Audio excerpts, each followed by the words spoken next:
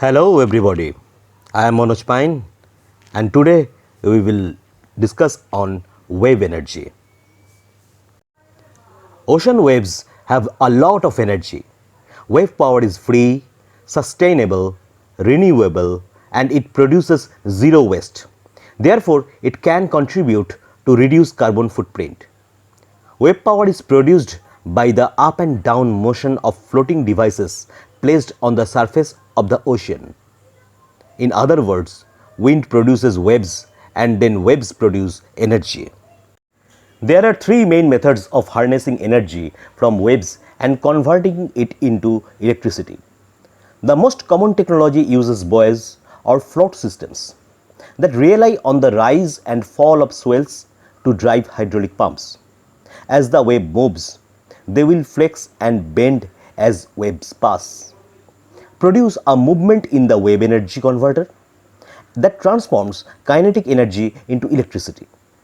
There are also oscillating water column devices equipped with vertical pistons that use buoyancy and gravity to generate energy.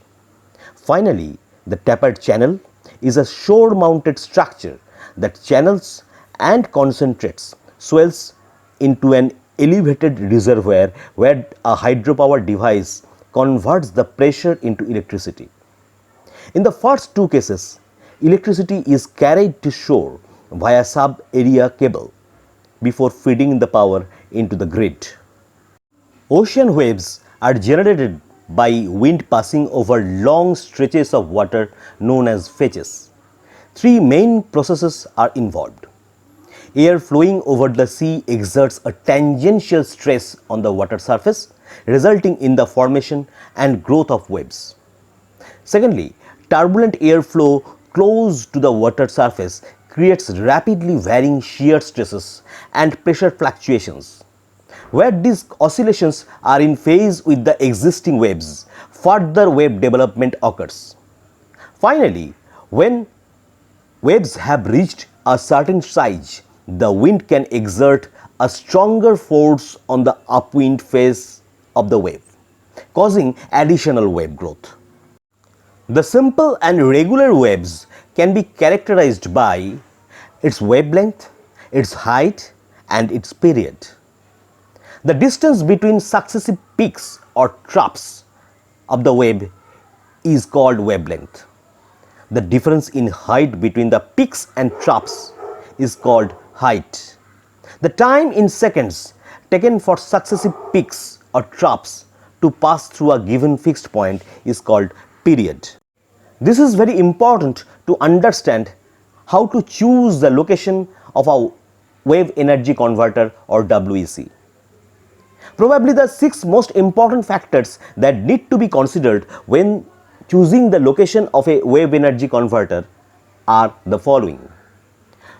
Firstly, the consistency of the wave energy resource on an annual basis. This is important or probably the most important factor, since we would want to have the wave energy to be consistent throughout the year, so that better planning can be done and thus we have maximum benefit from the installed WECs. Currents and waves in most areas are seasonal, and it is important to find a location where there is minimum variation between the peak season and the low season. Seasonality is a factor which can affect the feasibility of a wave energy project. Wave energy, which is converted to electricity, needs to be transmitted to locations where there is electricity consumption, and thus it needed to be connected to the grid. If no grid connection is available in the area, then the right infrastructure needs to be built so that the electricity produced will become useful. The mean wave energy or flux is an important factor and it is measured in kilowatt per meter. The energy a wave carries is the combination of kinetic energy due to the motion of the water and the potential energy due to the height of the waves. The energy flux is critical to ocean waves, and it is the rate of change of energy density. In simple terms, it can be thought of as the energy the wave has in it. Another very important factor is electricity prices. The price at which the electricity produced will be bought by the local electricity company is critical for the business case of the wave energy installation. There are usually special tariffs subsidized by local governments as a part of their incentives to promote the production of electricity from renewable green energy sources. This means that the selected site should have government support before any investment should be made. Another very important aspect is the climate at which the WEC will operate. The climate and the conditions at which the WEC will operate are the important factors in choosing the WEC location. In condition of sea, the temperature, the wind velocity are factors that are brought in the design of a WEC and thus affect its price. The last but not the least factor is user interest conflict. The factor has to do with the human factor and the local interests and conflicts in the area. There are people or groups of people who may react to a possible installation in their area. Such groups are the surfers in the area, since surfers and the related industries are found in the areas where there are waves, and thus the two cannot coexist. Other interest groups may be the local fishermen or the green party of the area who may react to the installation out of the belief that WEC installation will affect the environment. In other words, there will be an environmental concerns.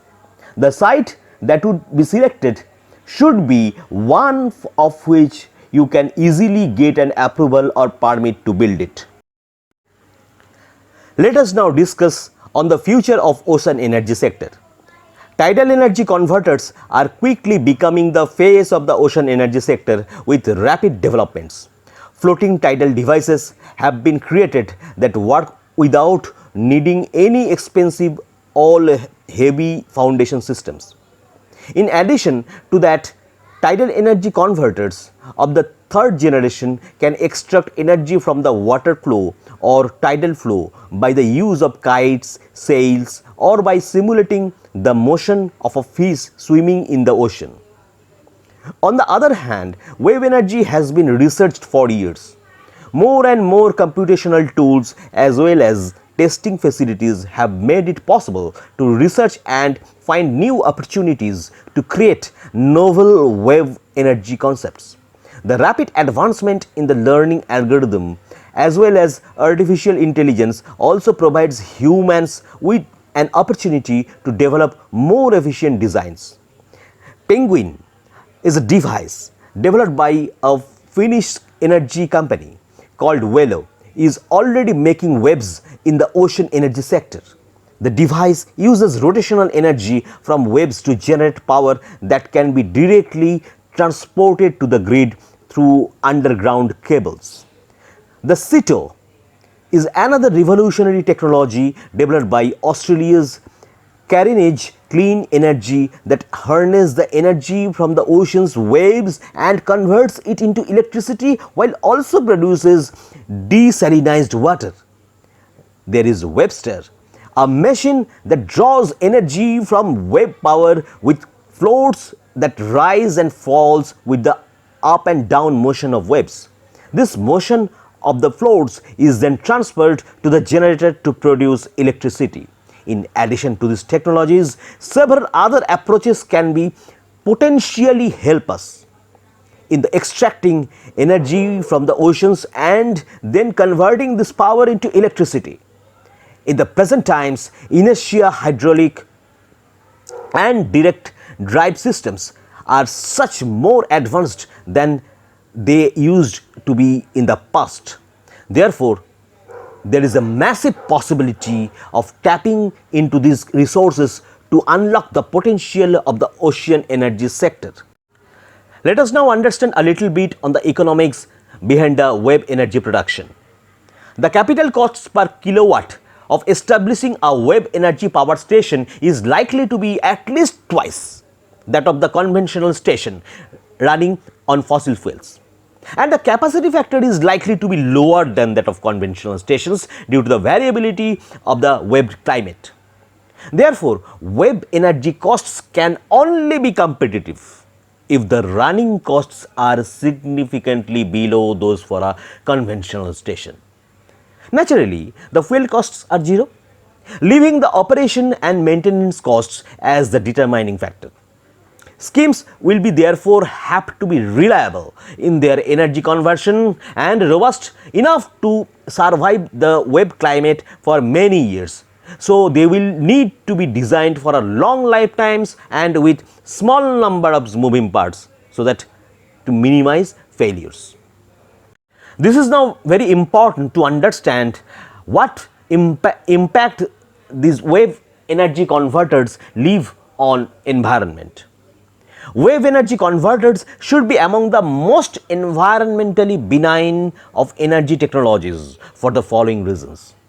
Firstly, they have a little potential for chemical pollution. At most, they may contain some lubricating or hydraulic oil, which will be carefully sealed from the environment. Secondly, they have little visual impact except where they are stored mounted. Thirdly, noise generation is likely to be low, very low. The generation generally lower than the noise of crashing waves. Fourthly, they should present a small, though not insignificant, hazard to shipping. The fifth one, they should present no difficulties to migrating fish. The sixth very important factor is floating schemes are incapable of extracting more than a small fraction of the energy of storms, so will not significantly influence the coastal environment. A scheme such as a new breakwater incorporating a wave energy device will provide coastal protection but may result in change to the coastline, and concrete structures will need to be removed at the end of their operating life. The last and not the least is it is estimated that nearshore wave energy schemes will release, for example, from construction and material transport, some amount of CO2 or SO2 or very small amount of nitrogen oxides for each kilowatt hour of electricity generated. Very negligible amounts, in very negligible amounts. This makes them very attractive as these poisonous gases, emission of these poisonous gases is very negligible. So, this makes them very attractive in comparison to the conventional coal, gas and nuclear plants. Thus, wave energy could make a significant contribution in the meeting climate change and acid rain targets. So, this is all for today. With this, I, Manoj Pain, signing off. We will meet shortly. Till then, bye bye. Take care.